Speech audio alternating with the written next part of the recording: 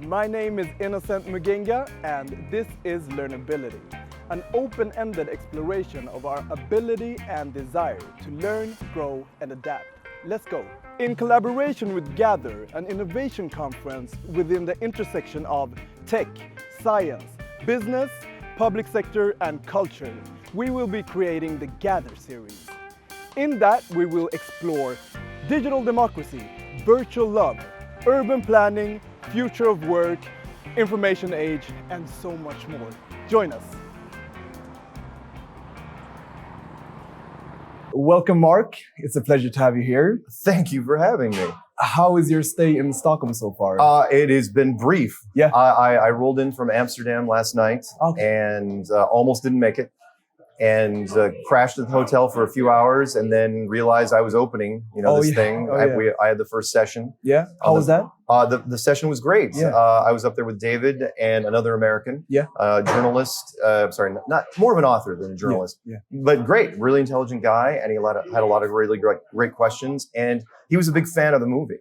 Oh yeah, So, Behind the Curve, and so it was neat because I listened to some of his podcasts, and I knew that he knew about it, and so we just had a great conversation, and he had a whole bunch of notes, and I know I was bouncing around. He was trying to figure out what he had so many notes, but I can't use notes because literally, when I go into this, I don't know what the questions are going to be. Of course. So it was really, I got a piece of it, some pieces of it we're setting up here, but it was really interesting conversation, and I've watched the documentary myself, Behind the Curve, and it's a pleasure to have this conversation with you. Well, thank you. So, and this conversation, we're not here to debate the shape of the Earth. I believe it's round-ish, a sphere, and you believe it's flat, and we can leave it at that. That's fine. I'm more interested in, so our mission here at Learnability is to explore ways of learning. So unconventional ways of learning. Right. And how we can use our information consumption as education. Right. So when we come to different theories, conspiracy theories is how it's labeled. Yeah. That makes me realize there might be some weaknesses in my beliefs and theory of us being able to educate ourselves, because it can take any path. So it's really great having this conversation and hearing sort of alternative ways that you come to this. Sure. I mean, the internet and high-speed internet and smartphones have changed the way we grab information and how we discern it. I mean, if you're a Gen Y or a Gen Z, or how much time do you actually watch the evening news? Most of the people get it from social media, whether it's Facebook or Instagram or YouTube. YouTube is the largest television network in the world. Yeah. I mean, there's so much content being generated every day that you will never, ever get through it. But there's a lot of it that may or may not be true. But what is truth? What do you discern? Is the truth sanctioned media? Is what I call approved conspiracies, and that is, look, we all know there's conspiracies out there. It's not like we live in a world of deception. People lie all the time. Power corrupts. We know this. It's in every aspect of our life: politics and business and sports and entertainment, and even journalism and science. Look, even scientists need Porsches too, and they will take the money from time to time to cut corners. But when mainstream media talks about them, they don't actually use the word conspiracy.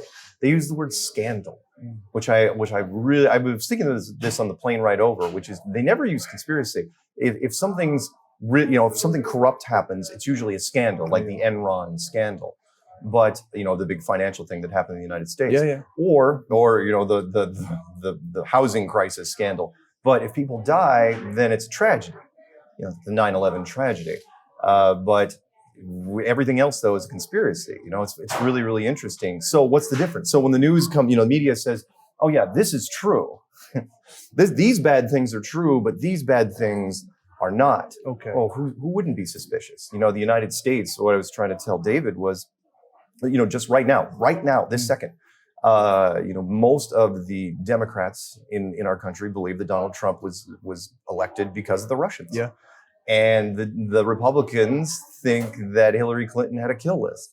And nobody believes that Jeffrey Epstein, the most powerful witness, for trial in 20 years. Nobody believes that he hung himself in that jail cell. Like even the mainstream media didn't buy it. It's like, yeah, whatever. So look, there's conspiracies out there. So what I try to tell people is like, what is, for me, it's like, you got to go with your instinct. Your instincts. Which is, there's a lot of info out there, but what rings true to you? What resonates true to you? I want to get back to that. Yeah. It's really interesting hearing your opinion on this. Yeah. But let's take it all the way back to start off with. I want to know about Mark K Sargent before you became this Mark K Sargent that travels around the world talking about flat Earth. Yeah. Beforehand, I started my career playing video games for a living. Yeah.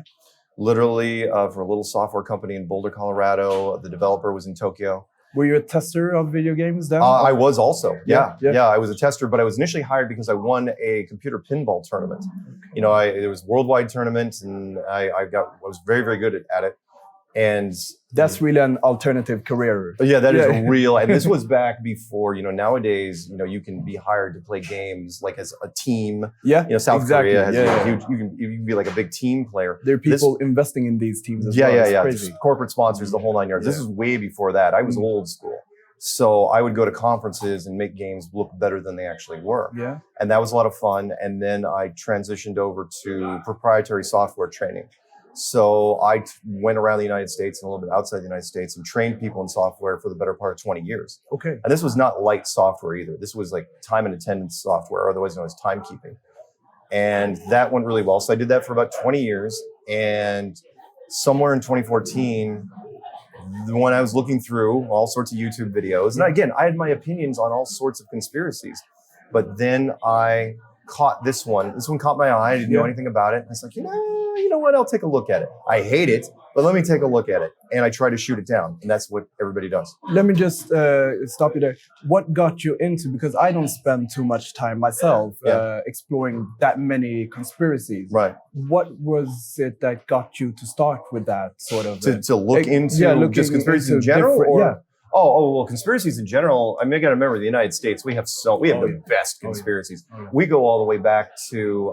The first big one for us was JFK, and it's a big one. It's a huge one. Not many people kill their own presidents, and that one resonated with me because of the wonderful Oliver Stone movie JFK from the early 1990s. Yeah. Even though most people, it's a 3-hour movie, most people didn't even have to watch. All you have to do is watch Donald Sutherland's 10-minute monologue, and that'll give you the whole thing.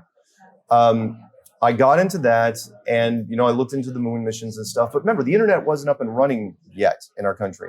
Really wasn't until the late 90s, early 2000s that things took off. And then once YouTube fired up in the mid 2000s, that's when everything just changed. Because then it was really accessible, extremely accessible. And you can go so much deeper. Yeah. And then people would make, it started expanding. So they made videos on top of videos. And it just got bigger and bigger. And to where I went and I had my opinion on just about every conspiracy you could think of. But the only one I didn't look at was this one. Okay. And then I said, okay, I'll look at it. It was the biggest mistake of my life. You got into it. Yeah, I did now. So how did you fall into it, and what path, if you could explain like sort of the path? I fell into it in 2014 when I was just looking through YouTube, something new. I was conspiracy bored. It's like, I'd seen it. Like it was like you went to a video store. It's like you're thumbing through Netflix. Seen it. And there was like this one video. I was like, I don't want to watch it. But eventually you're going to get bored enough. It's like, all right, fine. I got nothing better to do. Maybe I'll do laundry while I'm watching this. Okay. And I watched a video on the flights in the Southern Hemisphere by a German guy. Okay. And it was really, really interesting. And so I decided to take a look, and I thought, okay, interesting, but I can shoot it down. And so I spent a weekend, and I said, I can torch this thing. I can burn flat Earth down in 3 days. Yeah. Well, flash forward 9 months, and I'm still I'm banging my head on the keyboard going, okay, why can't I prove the globe in a court of law anymore? Why can't I do it? And so that's where I made a series of videos and put it out on the internet. And I said, okay, show me where I'm wrong, because I don't think it's this. Show me where I'm wrong. And instead of all the people saying, no, you're crazy, you're insane. Of course, in the comment section, you're always going to get that. But the people that emailed me, the people that called me, the people that showed up at my house, because I put out all my contact information. Yeah. Super smart idea. All those people kept saying, it's not crazy. And then it started snowballing and started getting more reinforced to where, I had subject matter experts from just about every profession you could think of coming to me unsolicited saying, yeah, we can't prove it either. And here's why. And, they gave me all the tech and all the tools I needed. And it just got bigger and bigger. And then all of a sudden, then the YouTube channels started firing off to where more people started making the YouTube channels went around this topic really, really blossomed. And our numbers were tracking extremely high. Before YouTube, like a quick example, before YouTube destroyed the scoring system, they literally ripped it down. And I think it was in no small part because of us, because they hated, even though we made them a lot of money, they hated us. I made a video called Flat Earth just passed the president of the United States in popularity. We were at 20.9 million and he was at 20.8 million in terms of, popularity rating. Yeah. I mean, that's Trump. He's the most talked about president in our history, and we just passed him 6 months ahead of what I thought we were going to pass him as. And so, that point, now we're just waiting for critical mass to where we've been on just about every media thing you can think of. We were on the cover of Newsweek 3 months ago. We're on the cover of Popular Science right now, in newsstands right now. We've got an 8-page spread in there. We've got the cover. Wow. It's like, why would Popular Science even give us the time of day? I'm excited to looking into that article from Popular Science and see how they write it. You were talking about people getting in touch with you. And you asked them, disprove me, please. Yeah, please shoot it down. And do you have data of people getting in touch with you? How many are unable to prove it and how many are that's able? Just it. Well, so the trolls, the great thing about trolls is they always are anonymous. So, no trolls. Yeah, we're talking about the actual but the actual people. And, the actual people. Well, you mean number of subject matter experts?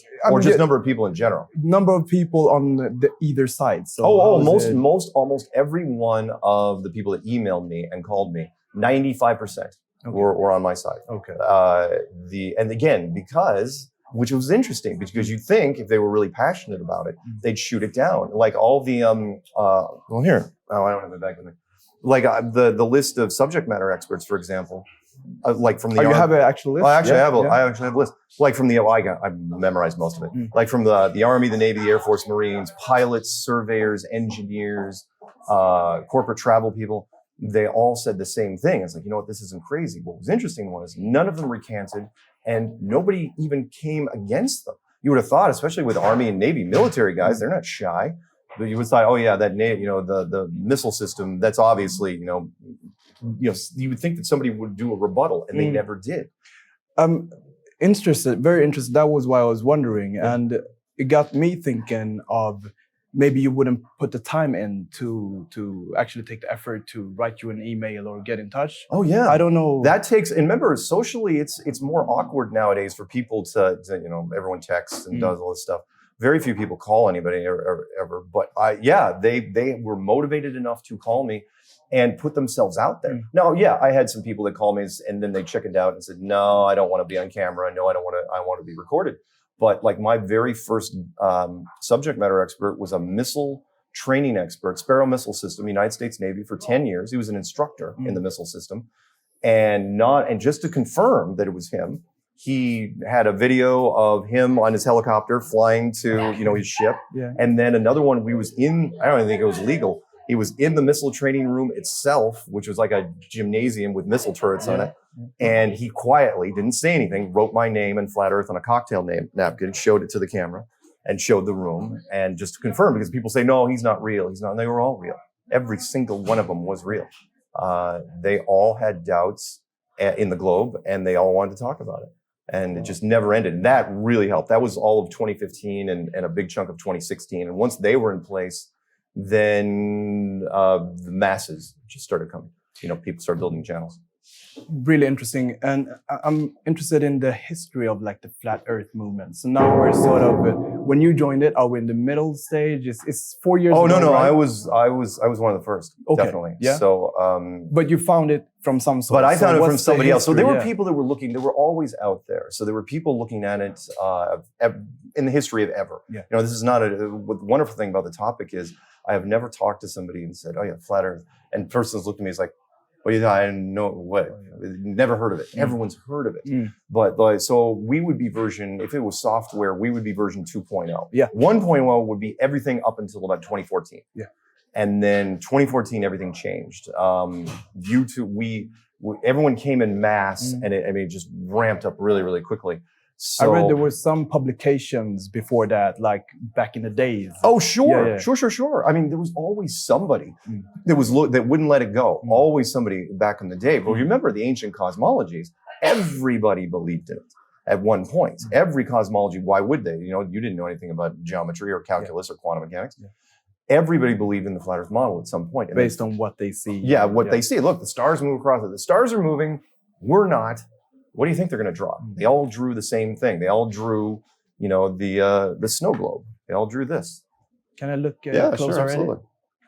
They all drew that. So why would every culture draw that? Well, that's because that's what they observed. And so that was Flat Earth 1.0. That never went away. So when we came along, all I did was, I'm not going to take credit for the whole thing. I didn't invent Flat Earth. Now, did I really, really help with Flat Earth 2.0? Yeah, I did. And all I did was I said, here's how I explain it. I laid it out, no math, no physics, no engineering, laid it out for everybody and said, that is how I explained it, to people. Yeah. And people resonated. It resonated with people because it was easy to understand. I basically created the 101 guide. And no, there were people that were creating higher level stuff. Yeah. But they, it was tough to get into. So there's a reason why we have 101 books and 201 books. You don't give freshmen third year books. You start somewhere. And that's where it came. And so people kind of outgrew me, which was weird. But they still give me credit, which was nice. So it's like, oh yeah, I read Mark's stuff. You've heard this like university people where they say, oh, I used to be into this sort of author, but now I'm into this guy. It's like, oh, he was fine for my first year, which I get a lot of. And it's like, oh yeah, Mark was fine, but they at least give me credit for it, which is nice. Yeah. But that's how people got into it. It's my first videos were made in the beginning of 2015. And everything just kind of blossomed from there. The YouTube channels that came after that, they had great stuff. Oh my God, they were doing experiments, they were doing activism, they were doing music, all tied to the flat Earth. I mean, like for example, I didn't even in my videos, I didn't even talk about the curvature formula for the Earth. I didn't say 8 inches per mile squared. I didn't even talk about it. People jumped on it right away. People were calling me. In fact, my model in the beginning wasn't even perfectly flat. It was like a roulette table. Had some waves to it. And people were calling me immediately, saying, no, man, it's absolutely flat. And I was like, really? And they go, yeah, we have we shoot long distance photography. And that's everyone ran to the beach. That was the big test that everybody jumped on. It was like, oh yeah, if the curvature of the Earth is this, then eventually something off in the distance should be gone forever. And it's not anymore, not with our cameras. So anyway, sorry I rambled. No. It's great hearing how you got into it. Yeah. What it is that you got into as well, because that's what you're explaining here. Yeah. But to get back maybe to my question or my problem or in learnability aspects. Yeah. So as I said, we believe in information consumption. Yes. It could be our education. Yes. And there are different conspiracy theories, but how do we stay on sort of a path that is like what's good, productive? Okay, that's a good answer. And you were talking about your gut feeling. Yeah, that's a good question. I try to stay, it's the same thing with just people in general, and that is I avoid negative people if I can. There's certain people that kind of, have that cloud around them. There's like, oh, it's dark and just, everything's horrible and, we should overthrow the government, burn it all down. It's like, okay, those people I avoid. But the same thing with sort of conspiracies. I avoid the really dark ones. I know there's dark ones out there, but I try to make them less dark, which is I try to tell people, when they come to me and they say, oh, have you heard about this conspiracy? It's all got these sinister aspects to it. I say, look at it differently. Try to look at it, glass half full rather than glass half empty. And that is, yeah, we all know there's conspiracies out there. We know that. I mean, people do terrible things, or they do things we don't understand. Yeah. Or they take liberties where, they don't ask the general public for a vote in a lot of things, especially in war. Wars are done for various reasons. We sacrifice troops for various reasons. Yeah. But what I try to tell people is, yeah, part of it's your gut, and part of it is, does the ends justify the means? And that is controversial in itself, but at the same time, does the greater good benefit from it?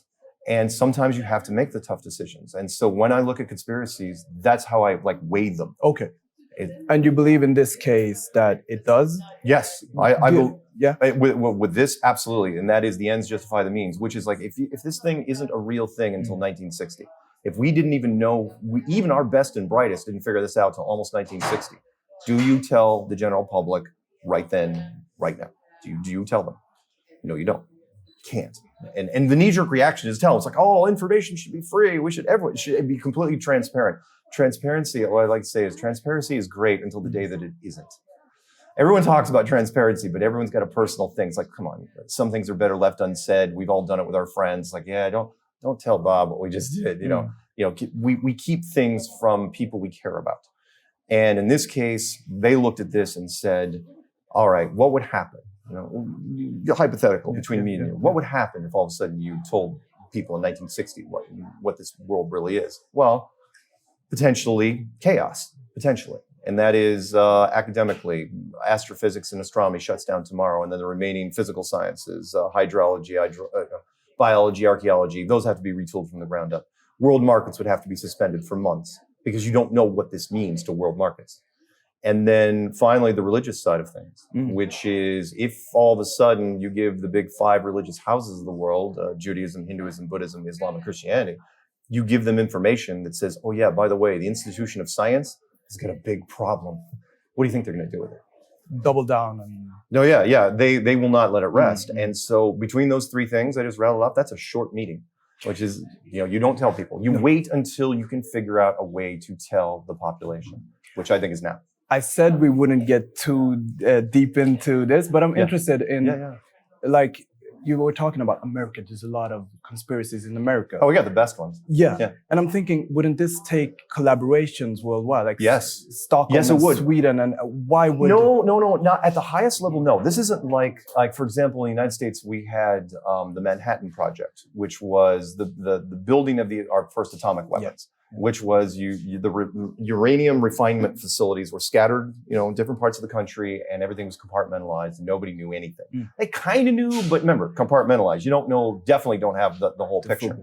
So if that's the case, this isn't that. This is so big that it's really a need to know basis, meaning the less people that know, the better. And that's what we were looking at.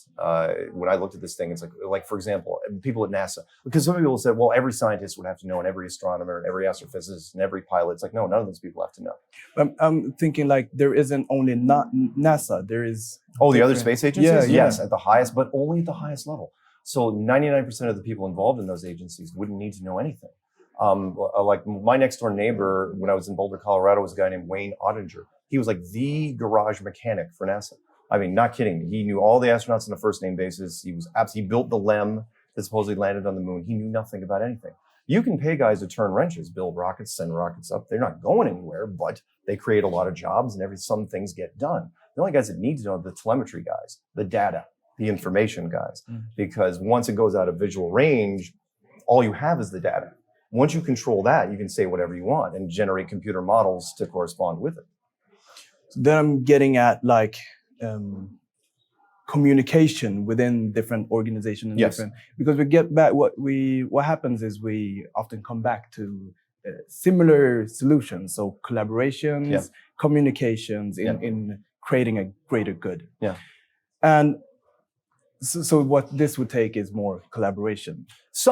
But again, some collaboration, but at the highest levels, we're talking about very few people by comparison. The same sort of thing with Antarctica, which is, sealing, people say, well, this would be a perfect example. And that is all nations agreed simultaneously to not do anything in Antarctica, corporate-wise. There's very few people down there, even though there's resources to power the whole world. So why not? That's a conspiracy. Why not exploit that? And every nation, it's like, if you started a country tomorrow, there would be a form that you would be gone. It's like, you have to sign this. What does it say? You can't go down to Antarctica. And you would ask, well, how long? Ever? And the question would kind of be like, what do you mean, ever? Why? When did you agree on this? And so there is some collaboration, but not a lot of people. In fact, it was me. I would tell very, very few people. Like, for example, the astronauts. And there's only supposedly 500 that have ever been to space. Do you tell the astronauts nowadays? No, you do not. Did I think they tell the Apollo astronauts, the Americans? Yes, I do. I think that they were saying, oh yeah, because they didn't know any better. We kind of work along as we fall as we go. And I think they told them, let's go, okay, you're not actually going up there. Here's why. We show them this. Well, that weighs heavy. Apparently, psychologically, that was too much for them. A lot of them, drank and went to reclusion. And so nowadays, I think they're just Air Force employees. They just sign a waiver that says, by the way, it's above your pay grade to even, ask about it. Compartmentalization. Kind of like spies. Spies would be a perfect example. And that is a spy goes off and shoots someone, assassinates him, right? Well, he doesn't know all the intrigue involved. He's saying, oh, he's going to be at this point at this day. Yeah. You're going to shoot him through a window, and that's all you don't get to ask why. You just get to know that you're doing this. You're doing your job. Yeah. Okay, so if we get back to sort of what we can do or solve, let's step out of flat Earth and take another conspiracy theory. You were talking about the darker ones. Yeah, the darker ones, yeah. So let's say I'm here telling everyone to consume more information, be in control of your education, self-education. And how do we avoid that person, or what can we set in? It's usually just, you'll know. I mean, people as much as we think we've evolved technology, the emotions that we pick up, the vibes we pick up from other people are pretty apparent. Nobody wants to be around that guy. We all know who they are. It's like, oh man, it's really dark and horrible. Nobody wants to be around that guy, which is fine. And other people, have conspiracies. I mean, it's not that you should avoid them entirely.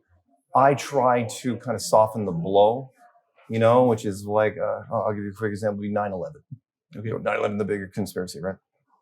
And he would say, well, it's about control and power and all this. And I go, or it could be just, it usually, it's easier than that. I say, well, you're from here, right? Yeah. Okay, perfect example.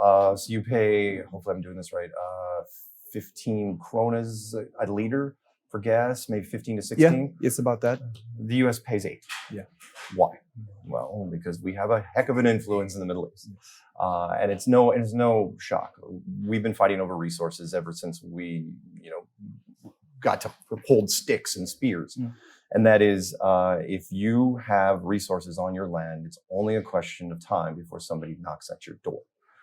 And is that a dark conspiracy? No, it is a simple reason why. It's the cost of doing business in the world right now. Should it be that way? No. Is it, should people be better? Yes, which is, of course, why I do part of what I do. I go, this particular conspiracy, this model is a message of hope more than anything. I hope. How is that? Yeah. Because if this is us, if we are in this enclosed building, if we're in a building with walls and a floor and a ceiling, then this is all we got. And then we're all in one family. Let's do the macro and then the micro. Do you still go to war if you're in the same boat? If you're in this big building, do you still go to war? Do you still treat it the same? It's not unlimited anymore. It's the same place. Do you go to war? Or the bigger one, which is the spirituality side, which is, well, this obviously was built by someone. There's nothing organic about it. So if it was built, that means it was a builder. If there's a builder, somebody might be looking over your shoulder. Something we've always suspected in religion anyway. Well, this is kind of reinforces that a big deal. Do you still do the bad things in your life, like go to war? Do you still commit hate crimes, sex crimes? Do you do anything malicious against anyone? Ever since I've gotten into this, I have sworn, gun to my head, I will never do a malicious thing to a single person ever again. I can't. I have to say I like this positive aspect of it. But nobody wants to be the villain. And this really changes that. I mean, a perfect example would be the music, which, again, find me a conspiracy song about any other conspiracy that's positive, right?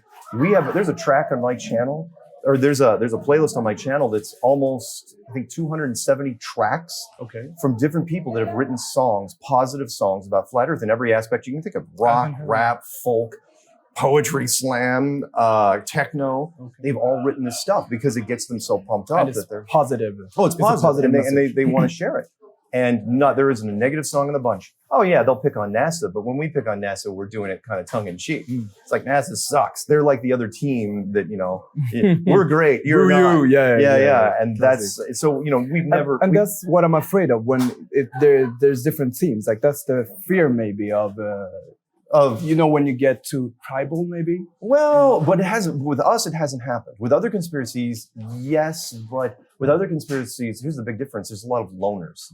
The tinfoil hat people don't band together very much, which is why this is so unique for us. I mean, tomorrow I'm flying out to a conference in London, a flat earth conference. And when you get there, oh my God, man, I've never seen anything like it. People, the acceptance and the energy, it's just this big, I hate to use the term, but it's a big love fest. Nobody's whispering behind terms like, we should burn it all down. Nobody does that. It's all this big, rah, go team thing. Flat earth is great. And how can we get more people into it? And I know that eventually I'm probably going to be labeled as some sort of cult leader, but so far it's been really, 4 years. Look, we don't have a Bible, we don't have robes, we don't have chanting, we don't have a compound. It's not Scientology. We don't even ask for money. That was the other thing that throws people. It's like, why are you doing this? You're not even asking for us. So why would we? I go, it's a fun thing to talk to people with, and for a lot of us, the juice is getting someone when the light turns in their head. I mean, it's like you ever seen those drawings where the drawing can be two different things? So it's a woman's face or it's a rabbit. Yes. Right? Yes. And you don't see it, and then you see it. Once you see it, you can't unsee it. It's always with you. And then you can go back and forth. And that's what we run into with people. It's like we've seen it with YouTube channels where people that hate us, they'll go against us. They'll say, I hate it. And then all of a sudden, one day, they'll be like, hey, you know what? It's not that bad. I like it. And then they'll make a series of videos. And it's weird. They'll even leave the old ones up. We can actually track, usually the incubation period is about, it sounds kind of alien when I say that. I use it in learning. Okay. The incubation period is about 2 weeks, usually. I've seen women usually respond quicker than men. I've seen, the quickest I've seen a woman turn was in 20 minutes. Some people go upwards of a year. I would like to see the research on the other way around. If people eventually that turn back. Yeah. Well, that's the other thing. By the way, we have a 99% retention rate. How do you measure that? Because we can't find anybody that actually flips. And I only say 99 because it's probably 99.999. Once you're in, you're in. Because even if you wanted to go back, the arguments that we threw out there were so great that even if you wanted to go back to the I love your props. Man. Oh yeah. If you want to go back to the globe, you can't because you spend all that time shooting it down. So if you want, it's kind of like the Matrix line. We use the Matrix a lot, and the line from the Matrix, like even if you wanted to go back, would you really want to? And so people will fall away and kind of won't make as many videos. Enthusiasm, varies from person to person, but the retention rate's ridiculously high. I mean, it's higher than any known religion or club. And how's that possible? So it's this weird little, it's very, very polarizing, meaning you either love it or you hate it. Nobody's on the fence about it. You either, you hate it, and then you're on. The fence is so thin that very, very few people can be on it. So it's fascinating to watch. Honestly, as far as the social experiment side of things, it's amazing to watch. I mean, we're in uncharted territory every day I do this. I mean, I was doing street activism in, let's say, Belfast, Dublin, and Cardiff just before I came here. Street activism for Flat Earth. We actually go out with banners, set them up, and hand out leaflets about Flat Earth. How is that even possible? And people don't, you'd think if it was so ridiculous, people would just walk by and wouldn't look at it. No, they stop and just stunned. They just stare and it's like, what am I looking at? What am I looking at? The longer they stare, the worse it gets. I tell people the first chapter of my new book, which is coming out day after tomorrow. Okay. Literally, it's called Look Away. And I tell people, I go, it's the line, it's kind of part of the line from Men in Black. It's like, look, if you like your life the way it is,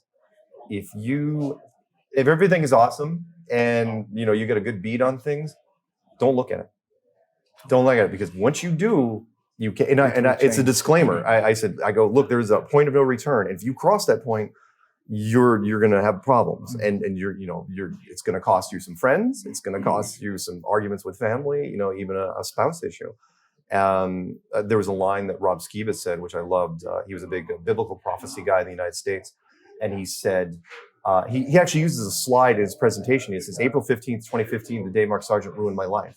and he gets big cheers when he does this because I have people tell me all the time. It's like, oh, thanks for ruining my life, man.